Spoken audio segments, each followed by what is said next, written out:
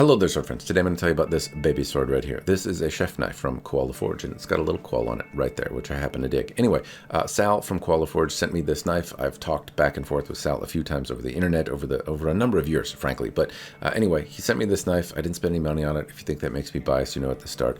I'm also not a professional chef, so as you hear me review this, just bear in mind I'm a novice and amateur. But I will ask my wife, who is also not a professional chef, so you wouldn't know it for how much she cooks. Anyway, I'm going to tell you about this knife. I'm going to go over the bits and bobs, fits and features. I'll talk about using it, how it felt in my hand, all that kind of stuff. And then at the end of the video, give you some opinions based on whether I think it's worth the $350 asking price that this knife would carry with it if you were to have Sal make you something like it. Anyway, that is the plan. Hopefully the close-ups and camera work and all that kind of stuff give you a good idea of what to expect from Koala Forge's work.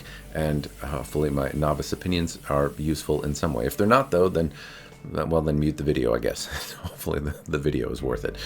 Anyway, I'm going to go on with the bits and bobs and fits and features.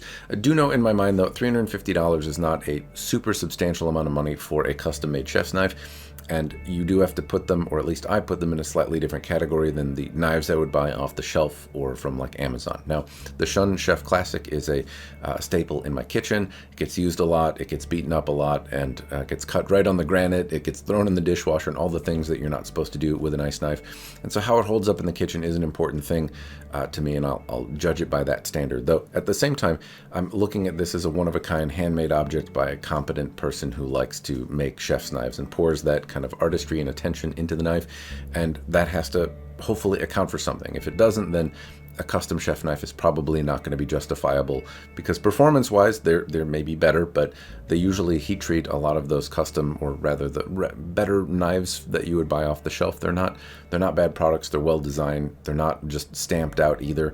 They have a level of quality and interest that goes in them. It's not quite the same level of attention that an individual piece gets, but that artistry, what it's made from, the person's story, having something unique and special has to be appealing to you. Otherwise, the raw performance characteristics, I'm not sure if they're always going to get you.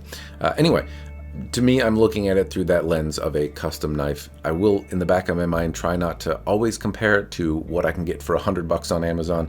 At the same time, it does still need to perform well as a knife, so we'll see if it does that. Anyway, I'm going to go over the bits and bobs and fits and features first. So the handle is where I start, and just at the end here, things are really smooth. The woodworking here is reasonably well done, and there are a couple little stains in the wood that Sal pointed out, and I wouldn't have noticed, honestly, if he hadn't pointed them out. Well, I might have noticed because I'm very pedantic and anal retentive about the things, and I go over them with a somewhat fine-tooth comb, but that's because I also talk about this kind of crap on YouTube. So the point is, though, that the woodwork is smooth, it feels good, and it's the right kind of smooth, where if my hands are wet, if I'm cutting up meat and they're slimy and I'm chopping things up, it doesn't feel slippery. I always feel like I have a pretty good purchase on the knife in terms of the material and how it interacts with my hand. It's smooth in terms of looking, it wipes off easy. At the same time, it's not like slippery or anything like that. So those choices were good. The woodworking is also well done. Everything looks intentional in terms of the shape.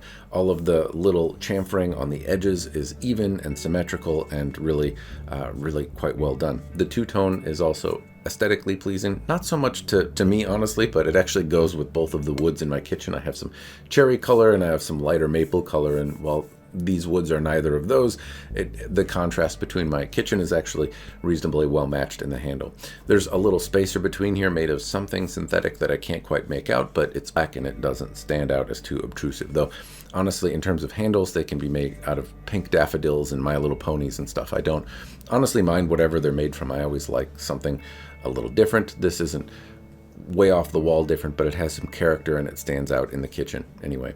Now, in terms of the craftsmanship and how it's finished off, even right where the knife handle goes in, where the tang inserts into the handle, it's very smoothed off. Whatever Sal did to finish this up is reasonably clean and good. I don't see nicks and chips or unfinished pieces that couldn't be finished because it was assembled in the wrong order. The thing I don't like about the handle is that it's kind of bulbous. Now, I have big, chunky sausage fingers, and so I've gradually become more familiar. Every knife in my kitchen grips a little bit differently. The Shun knife I use has a D grip, and so it rests in my hands a little different, but I feel like I have a solid purchase over with my entire hand. The recent knife from 7th Dragon Knife Works, I have to pinch with my fingers. It's a little wider here, so if I do a pinch grip, it's fine and it pushes one hand out. If I hold the handle, I'm almost grabbing with my other fingers and it's wider up here. This one just has a big fat ass on it, and it doesn't try to break my grip, but I have a wider grip, almost like I would on a sword, and it feels, I don't know, just foreign to me when I try to do fidgety work if I'm trying to be precise with it. It's not that it doesn't fit in my hand. All of these little chamferings and ledges grab on in such a way where the knife doesn't move or feel bad in my hand, but the wideness of it is just a little different. I'd like to see it thinned out by like about 1/8 of an inch down this way. That's just a personal preference, and maybe I'll get used to this over time, but I've spent a little bit of time using this now, and I really haven't gotten used to it. It always feels kind of chunky in my hand in a way that I don't particularly like. This may be a preference thing because some people may prefer these larger grips. Me personally, I'd have to say I prefer them just a little bit smaller. It's not drastically smaller. It's not so big that it feels like I'm holding an unfinished wood block. It's just a little bigger than I would like, and it makes me feel not as in control of the knife as I would like to be.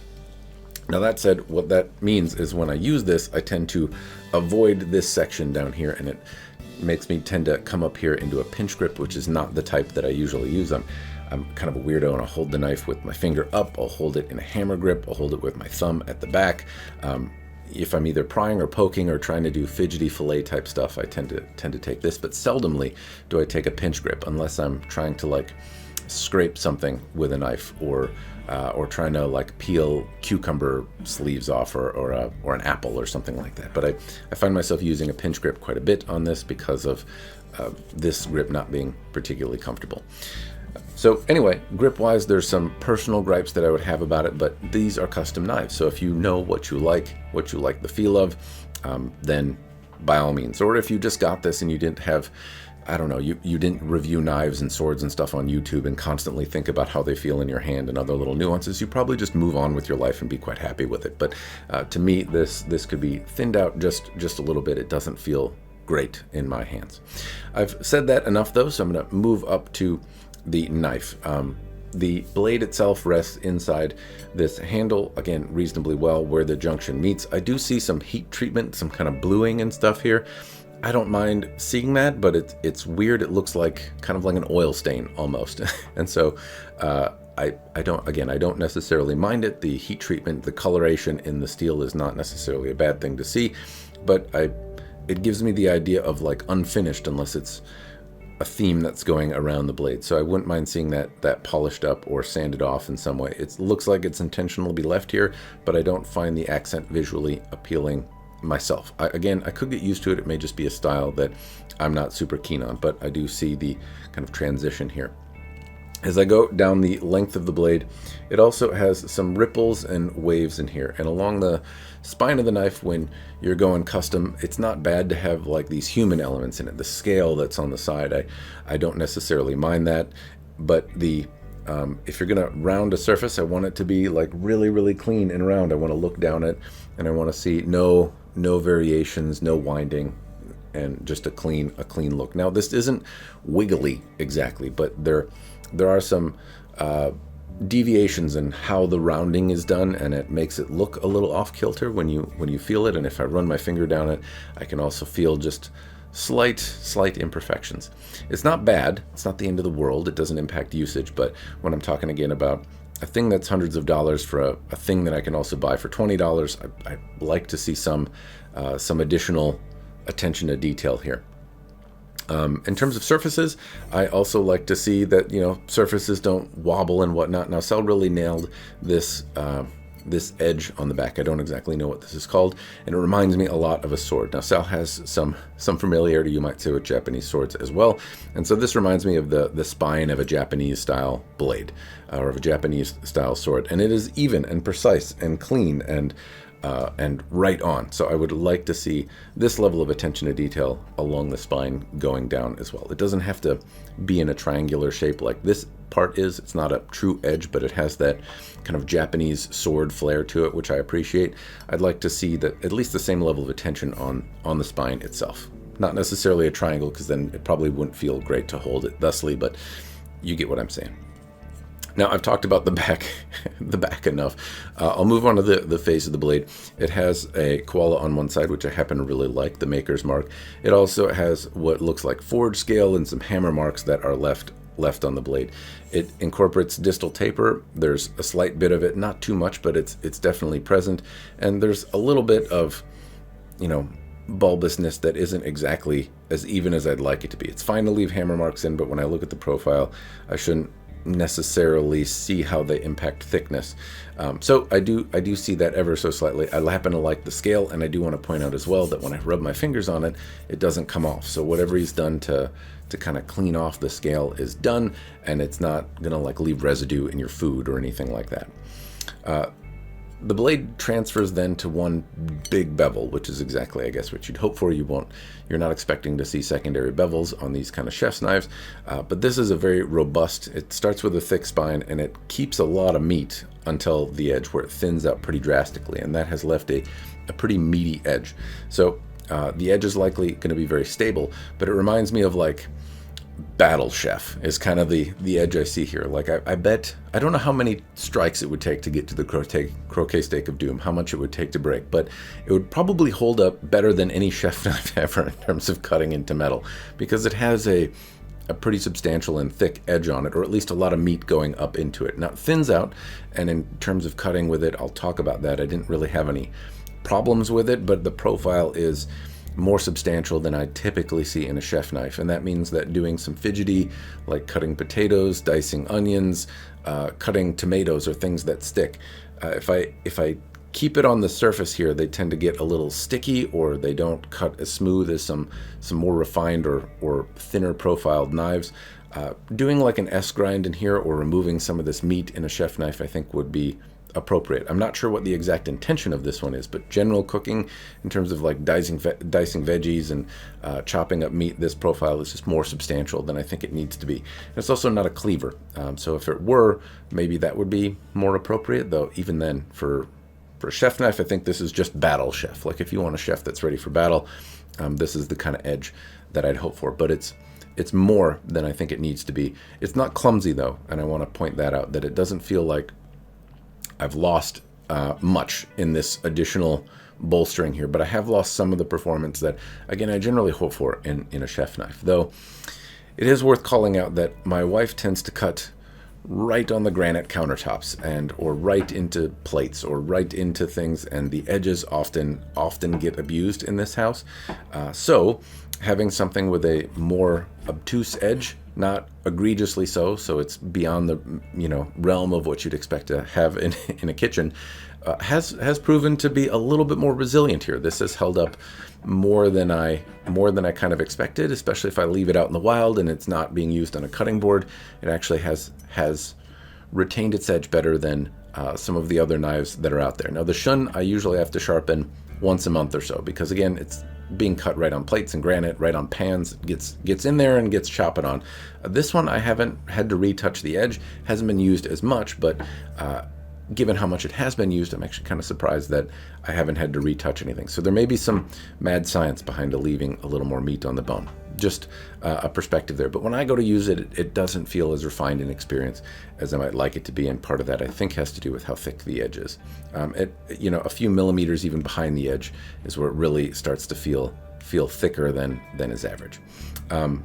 Other notes that I would have, though, is the choil area under here, which I think is what that's called, this little scoopy bit here. My finger fits really nice and nestled underneath here. If I want to kind of hammer grip and tuck my hand in, that's not the end of the world. If I do the pinch grip up here, my middle finger sits well in there. It's rounded out. It feels really comfortable, and it kind of nestles in and makes it feel locked in my hand. So I can't say I mind the general feeling here.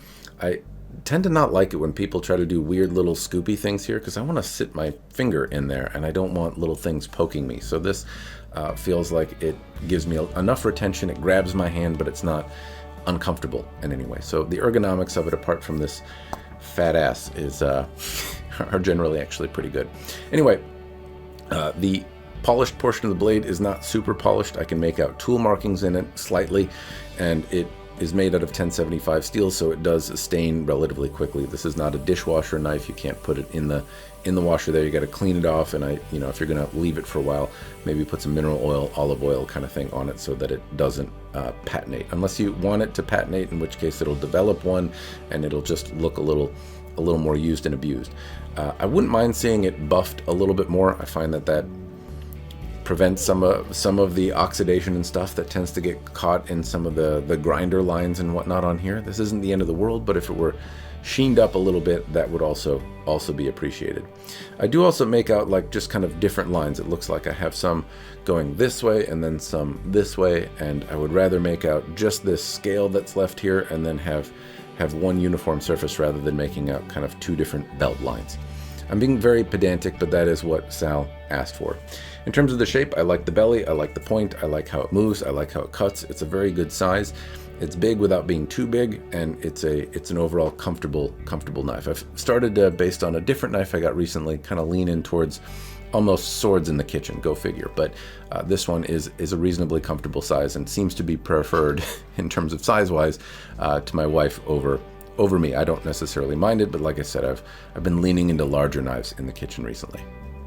All right, sword friends, those are my pedantic rambles on the blade itself. Hopefully it's helpful. Now, I have been rather nitpicky about the edge, and I do want to point out that if there was one thing I could change about it, if it was the edge or the handle, I would probably change the handle. The grip on it is just more than I feel like that is what, if there's a reason that I would pick up another knife over this one, because of the larger handle and just not wanting to pinch grip it, because it's not my preference. It's not that it's out of control or bad, and the wider edge on it can be kind of an endearing thing. I think there's some people that will resonate with Battle Chef and wanting something that maybe has an edge that is a little bit more robust while still within the realm of being a chef knife. And so I don't necessarily think it's a bad thing. I think it's something that either one of these things are nitpicky things that somebody may really enjoy. I would not mind having it narrowed out just a little bit in terms of handle though. Anyway, those are my thoughts on the looks of the knife. In terms of cutting and performance, it performs well. It's a brand new, pretty sharp chef knife that I haven't used for years. I've used it for maybe a couple months now, and it performs really, really well. So like I said, there are some things that it doesn't just sheen through and fall off as well. If I'm doing cucumbers, tomatoes, that kind of thing. If I'm slicing into meats, I can feel the drag a little bit more, but it still performs really well. And I bet if I took this and used it as a cleaver, it would actually probably hold up quite well. It feels like that point I can be very aggressive with, and it feels very sturdy and strong. The knife also cuts really well. The edge is held up well, and I don't really have problems doing fidgety stuff. So if I bone a chicken, if I take big slabs of meat and cut them up, and if I'm doing a lot of vegetable prep or something like that, I don't really have a problem doing anything with it. It seems to hold up well. The edge holds up well. It's not cumbersome or derpy to use, but it is substantial in the hand, and that's not always my preference. I tend to lean in, even if I'm using the sword knives, they tend to be a little bit more elegant feeling than substantial feeling. So that's, I think, just my preference. Though this one, if I have to do anything to like dig into joints or anything like that, to pop bones off, where I want to dice up meat, but I also kind of want a mixture of a cleaver and like a chef's knife. This is a solid one. I feel like I can be really robust with it. If meat's frozen, not that I'm always chopping frozen meat or something, but if there's something a little bit more substantial that also I need maybe to pry a little bit on, this might be my first choice in terms of going in and picking this one up. Anyway, those are my thoughts. That's how it cut. That's how it moved for me. Those are the close-ups of the video, and hopefully all of this has given you some idea of if it's worth your money or not, if you like Sal's work or not, his style or not. I would encourage you to check out his photos and stuff on his social media. He makes a variety of stuff, and this is, I think, an older one. He's likely improving as well, so there may be more out there for you to see. Now, for me personally, is this worth $350? To me, no. Not the workmanship wise. I think it's hard for me to critique a person's time and effort that goes into it, because I would guess if you wanted to be a greeter at Walmart, you would probably make more money than the hours of labor it spent to make this knife. So I'm not digging on the effort, the skill, the time that went into doing it. I do think that $350 is probably a more than fair compensation for the time and labor that goes into it, along with the skill, the raw materials, etc., etc. However, just on its merits as a knife alone, it's just not for me. The grip would, if I were picking up at a show, would probably be one that I would put back down, mostly because it doesn't fit my stupid sausage hands as well as you might think. Now, at the same time, I would probably also shy away from it because of the style of edge, and it's just a little bit more meaty, and I tend to not go that way. But we'll see if it changes my opinion, because over time, I would not have previously said that a lot of chef's knives are worth it, and I've come to really enjoy handling them. Now, if you happen to like what Sal's doing, if you happen to like the individuality of the knife, the pieces that it's made from, the style of it, how it's a little bit different, then all of those things I think also add to why it would be worth the step up in terms of price. If I compare it to just like $100 knife off Amazon, though, like I'm probably going to pick up my Shun Classic more than this one still, but I'm really glad that I have something like it, because it is fun to deal with like big bones and stuff like that. Feel comfortable with a knife that you can almost jam into a knuckle bone or a thigh bone or something, just like you would a hunting knife. And so having something refined enough to do chef work while substantial enough to do that is a weird pairing that I haven't really had before. So I can't say that I mind it. It has charm to it, but I can't say that it would also be one that I would by default pick up, or that will likely be one that I continue to pick up in the kitchen very often. There are times, though, where there's just a big slab of meat, and this is not a bad one to work through it with, particularly if there's like bone and stuff involved. And if you need Battle Chef, then, well, if I need Battle Chef, I have Battle Chef now. Anyway, I want to offer a special thanks to Sal for sending this my way. The folks at Koala Forge, I think, do a solid job. I couldn't blame you if you feel completely differently than I do about this knife. If you love Battle Chef, if you like a fat ass on a knife, you like the way it grips, this may be a very compelling one for you. There are nuances that make me say no, but to other people, I could see how it would certainly be a winner. Anyway, those are my thoughts. I'm done rambling. Cheers, and thanks for watching.